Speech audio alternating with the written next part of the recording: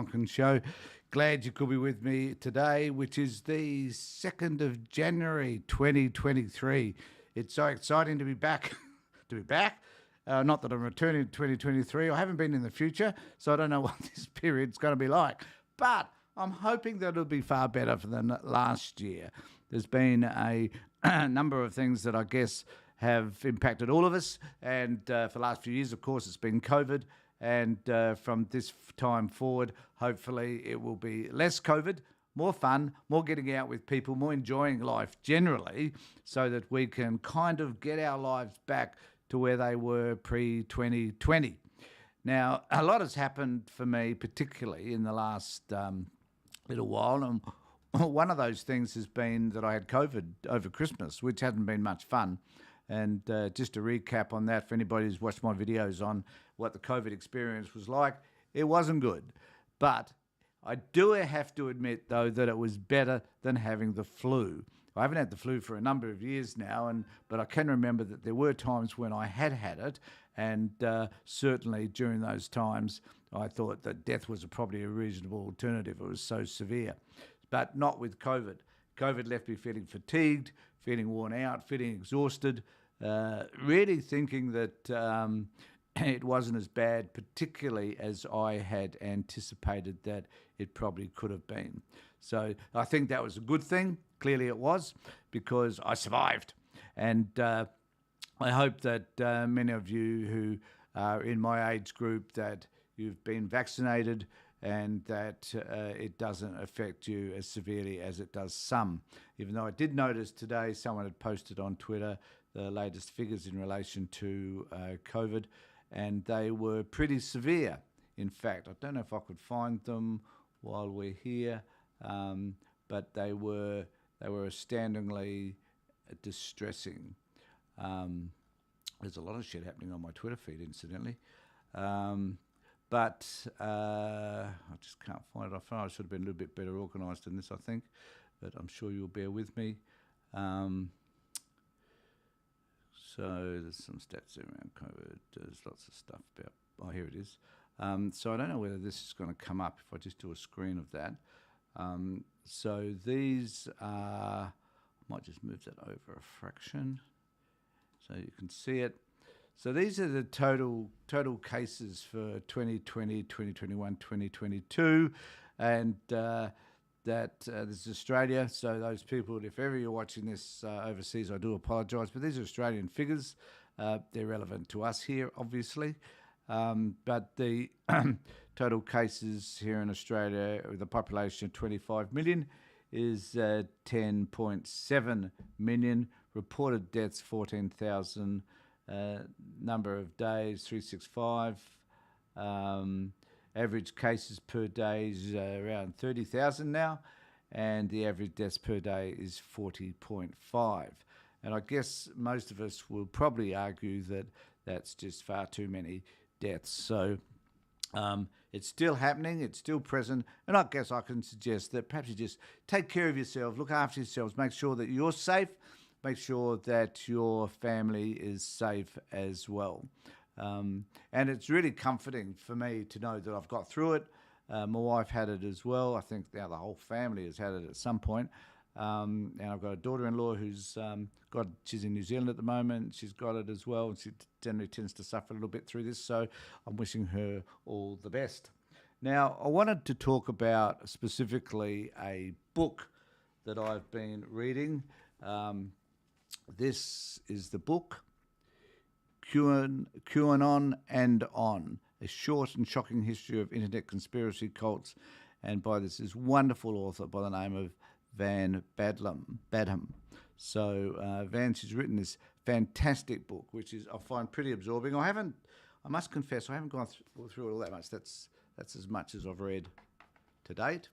But what I wanted to talk about is the disturbing influence that the internet, and particularly channels like 4chan and 8chan, have had on the way young people think and view the issues that sit within their lives, particularly their relationship to others, primarily women, where it seems to me that there's so many young people out there who access these particular forums where they can talk about anything they like.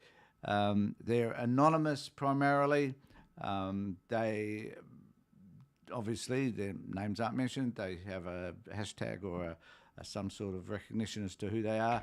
But at the end of the day, a lot of these young people in particular, I think, have strong misogynistic views about, clearly, women and about things which they feel are impacting their lives. Now, when I was reading this book, I must confess I was quite traumatized by some of the accounts that I was reading, because the fact that it's this unfettered place, a place I do not go to, whether it be 4chan, 8kun, or whether it be Reddit or some of these other places where clearly a lot of people with these extreme right-wing views hang out. I was distressed particularly, I think, by the language that was used to describe others and the onslaught that took place when it was decided that someone had confronted them about their particular beliefs. And there's a particular case, and I can't remember the name of the woman necessarily, where she was a gamer, and she had certain views around gaming, particularly a particular type of game, and so many of the gamers objected to her views, and they just relentlessly attacked her. It was incessant, and that eventually there were threats of death. There were all sorts of threats and terrible, terrible things that were said about this woman. And it is inconceivable to me that there are people out there that hold these views. Now, what really did strike me, I guess, was that most of these people are young. Most of them tend to be locked away in their basements or in their bedrooms or whatever, and believe that they can exhibit these horrific and hateful things towards other people without any consequences whatsoever, because they're anonymous. And but the problem is, it is scary to know that so many of these beliefs are circulating out there on the internet. Now, it isn't that those beliefs weren't there before. Clearly they were. The internet simply has given people a voice for those views in a way by which they clearly can't be identified, and they can therefore feel free to say whatever it is they wish to say. However, a lot of those views have propagated hateful thoughts and hateful behaviour towards minorities, towards women, towards anybody who they believe can be targeted by them because they hold a different view to their own. And as a result of that, we wind up with the Christchurch massacre. We wind up with horrible, horrible deaths in the United States.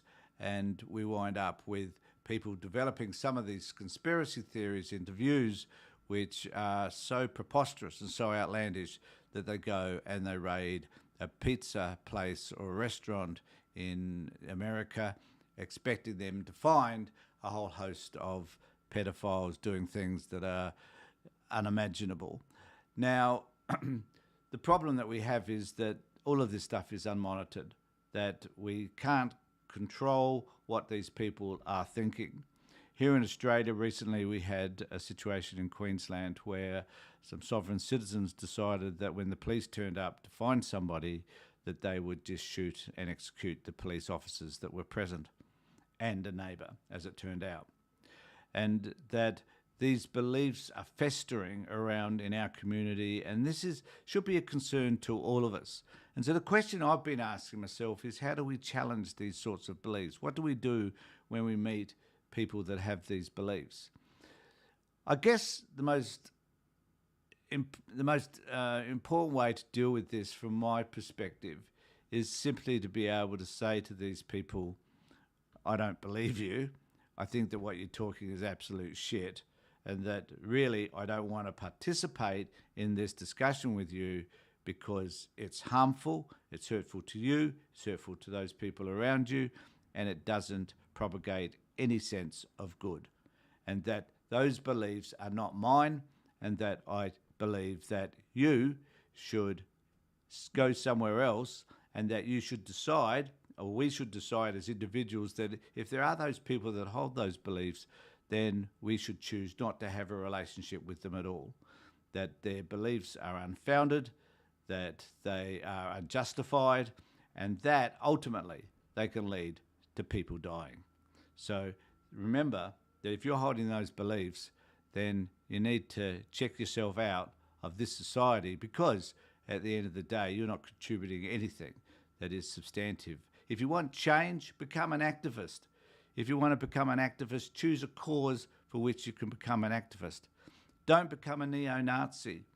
Don't become extreme right-wing in terms of your views, or otherwise we'll wind up with something that they've got in the United States now, which is an embedded version of right-wingness, which at the end of the day is probably likely to destroy that country if people don't get a hold of it and don't start to argue strongly against it. So my goal for 2023 is to take a stand against all of those extreme views. I don't object to people having views. Have whatever views you want, but don't have views which are necessarily going to turn other people into becoming hostile individuals who become aggressive and eventually harm and hurt other people. Be careful about how those views are being manifested.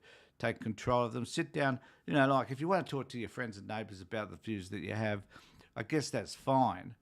But we need to remember that sometimes you're presenting those views in such a way that they sit with certain people who will then use those views and intensify them to a point whereby they might take action against other people, innocent people, who really should be protected from such views. So be careful. It's a fabulous book. I would suggest that if you are a little bit more interested in QAnon generally and you wish to discuss or think a little bit more about where it sits, this is a great book, and I congratulate Van Badham for writing it. It's fantastic, and it's well written. Obviously, she's a journalist, and she writes very, very well. There are a couple of issues, if you're still with me after 12 minutes, and that I think we should also discuss. One of them is The Voice. Now, I've noticed that there's an increasing amount of opposition from the right in relation to The Voice to Parliament. And it's distressing to see the type of people that are now coming out and talking against it. There's this woman, Sue McGowan, who's just, in my view, just a crazy person, who seems to get a lot of airspace on Sky News. And it's Sky News who are probably raising the flag against The Voice, as far as I can tell. But there was an interesting article in skynews.com relating to The Voice, and this particularly came about because Alexander Downer, who was a foreign minister in the Howard government, had an extremely right-wing individual, I hasten to add, and a man whom we shouldn't take all that much note of. However, he does put some arguments forward in relation to fighting against The Voice, and that I think there's some stuff he says which really needs to be noted. And he says, and I'll see if I can bring this up, he says Alexander Downer slammed the proposed Indigenous Voice for Parliament, accusing the progressive left of abandoning the core Australian values of egalitarianism and attempts to shift society towards a new era of discrimination.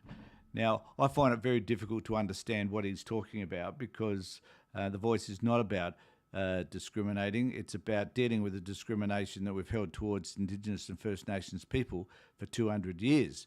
And it's about coming to terms with our history in relation to how we have damaged our First Nations people, and the fact that they live in this prosperous and hopefully generous country, which is their country. It's not a country that's owned by us. It is their country. It is a First Nations country, and they were here long before we were. And we've, as white people, have attempted to eradicate them at every possible turn. And that it's about time that we came to realise our history and how it's impacted them. And today, many of them live in conditions which are frankly horrific, and that they, more Indigenous kids are removed, placed into care by the state than any other group of children, and we've also got more kids incarcerated as a result, because this is the way our system works. We're still penalising young Australians for the fact that they are Indigenous. And this has to stop, and we're doing whatever it is we can to do that. And The Voice will offer an opportunity for Indigenous people to have legitimate say in the issues which concern them. And this is vital, I believe, to be able to bring about a more egalitarian society than the type of society that people like Alexander Downer and those crazy people on the right of his party particularly want. So he goes on to say that he praised the leadership of John Howard, which is a disgusting thing to do, because John Howard and Scott Morrison oversaw probably one of the most devastating periods in Australian history in relation to discrimination and what we did in terms of immigration and so forth. But he praised the leadership of John Howard and that they discussed the values and convictions while accusing the current centre-right of politics of conceding the intellectual ground to the progressive left. Now that, in my view, is not even an argument worth having. I mean, we're all entitled to our views. So what's your objection to progressive thinking? So that's the thinking that says basically we need to care for those people who are disenfranchised in some way, those people that live on low incomes, those people with disabilities, that children and young people who are being removed from their families, where there's drug and alcohol as an issue, where there's mental well-being particularly as an issue, where there's disability, and where we need an NDIS program. These are all progressive attitudes towards helping our society be a better society. But on the other hand, these people, for some particular reason, object to all of that. And one of the things that I think that he says which really distressed me, and I've got a copy of that here, is today we are confronted with a decision over establishing The Voice, a forum of people of one race and only of people of one race. I just need to, and I was highlighting that point because the issue for me is that we have had a one-race policy forever. It wasn't until 1966 or thereabouts that we decided that Aboriginal people can even get a vote. That when white people invaded this country, it was terra nullius, which meant there weren't any people here. It wasn't inhabited by anybody, so we could do and behave however we wanted to behave. So from the beginning, the white people, the black people, the Indigenous people were discriminated against. And so today, to be thinking that, as he says, today we are confronted with a decision over establishing The Voice, a forum of people of one race. Yes, it is, because there's been this forum of one race in Australia for donkey's years, and that it's about time we decided to dispense with that notion. So it's about time we brought about recognition of these people so that their voices could be heard. So I'm just trying to work out how to get rid of that. That's not working. There we go. So I just want to say to you, everybody, look, if you would like to subscribe to my channel, please do so. There'll be more of these discussions. So I'm going to try this year to put together a number of conversations. Now, this is diverging slightly, I spend a lot of time working out what it is that I need to do to improve my my YouTube and my social media content and all. And the reason why I'm doing this is because I think I've got something that needs to be said. So I'm going to say it. I don't give a shit what people think. I'm just going to say it. And the problem that I have, though, I guess, is my age. A lot of people seem to think that because you're a certain age, you you can't, you don't have the voice, you don't have the appearance, you don't have the charisma, whatever. When I'm looking at videos on YouTube about how to be able to monetize and how to improve my YouTube presence, I get all these young people telling me how I should be doing that, and I'm happy to listen to them. I think some of their ideas are fabulous. But at the end of the day, this is about Tony Tonkin having a conversation with you on a channel that is about his views and his views only. And if people want to subscribe, then that's fine. If they don't, then that's fine too. But I'm trying to work out for the next 6 months, I just want 1,000 subscribers. That's what I'm working towards. So help me to get there if you can, would be absolutely fantastic. And also, if you wish to contact me, you can do so through my webpage or at tony@tonytonkin.com.au, and we can have a discussion. In fact, you can have a discussion here if you want to talk to me in our comment section below about any of the issues that are of particular concern to you. Just having a look what else I had here. Right, I just wanted to have finally a conversation about the Albanese government and where we're going this year. It has been noted that the Albanese government has done extremely well in the first 10 months of their tenure, and I celebrate what is it done. I mean, I must confess myself that I'm surprised that Albanese has turned out to be the Prime Minister that he has. I haven't been all that negative about him at all. We just need to get rid of the Morrison government, which was just basically horrific in terms of everything they did. It was probably one of the worst governments we've ever had. People saw that, got rid of them. We elected a lot of teal or independent voters here in Australia, which is a positive step, I can assure you, because some of them are far more left than the right-wing conservative movement. And it's important that we have those voices heard, and people have heard them. Young people in particular are voting as they've never voted before, and I think this is a tremendous opportunity for us to make a change in this country. And Albo's done a fabulous job, made a lot of changes, lowering PBS, the cost of medication in Australia, dealing with the energy crisis in terms of putting a cap on how much can be exported from the country and the cap on pricing in terms of that. And he's done a lot of other things that have been of particular value. But there was an article in the Saturday paper, which I think was 17th of December, so it was last year, which was long. It seemed to be a long time ago. And I'll just bring that over. And in this particular article, I said, my Labor team will work every day to bring Australians together, he said. This is Albanese, and I will lead government worthy of the people of Australia, a government as courageous and hard-working and caring as the Australian people are themselves.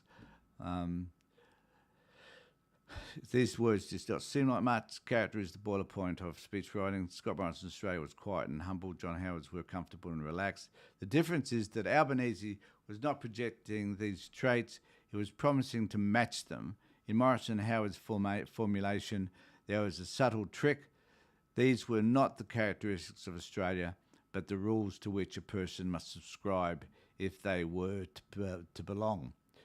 Tonight, the Australian people have voted for change, Albanese said. I'm humbled by this victory and I'm honoured to be given an opportunity to serve as the 31st Prime Minister.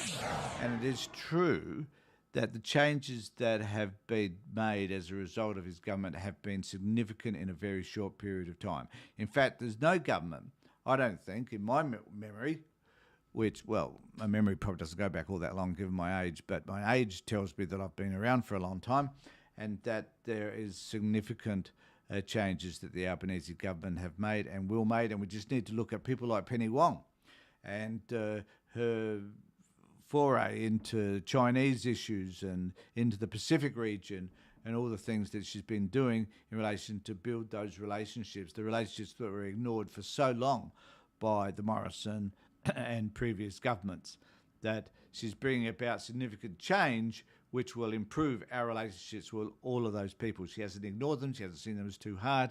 She hasn't seen them, the Chinese, as being so dominant and powerful that you couldn't challenge them. She's done all of that. She's met with them. She's negotiated with them, and she's building different types of relationships with them, which is extremely powerful and extremely beneficial to us as a nation. Finally, no, won't do that one. What's this one? I can't bring that up, so that's a bit of a problem. No, it's not coming up because I had it up there for so long. And there's a number of articles which I will be talking about on the Child Protection Party YouTube channel and Facebook page. If you want to follow further on child protection issues, I suggest that you look there. If you wish to find out more about some of the things that I'm talking about, I suggest you go to my webpage and have a look. I've got a stack of articles, I've got a stack of videos and so forth up there. Any news clippings that I've got that I think are relevant, I will also put up there. And of course, if you want to, I'd like to think that you subscribe to me so we can have a conversation about the things that you think are important. What do you think about the issues around QAnon and others, and what would you like to see change, or what's your view on politics here in Australia, and how do you think things are moving forward, and what do you expect to happen for 2023? So let me know what you think. Happy to have that discussion. Please subscribe. Trying to get to 1,000 within 6 months. I certainly rely on you to be able to do that. Thanks for being with me. Take care. Look after yourselves. And more importantly, be safe.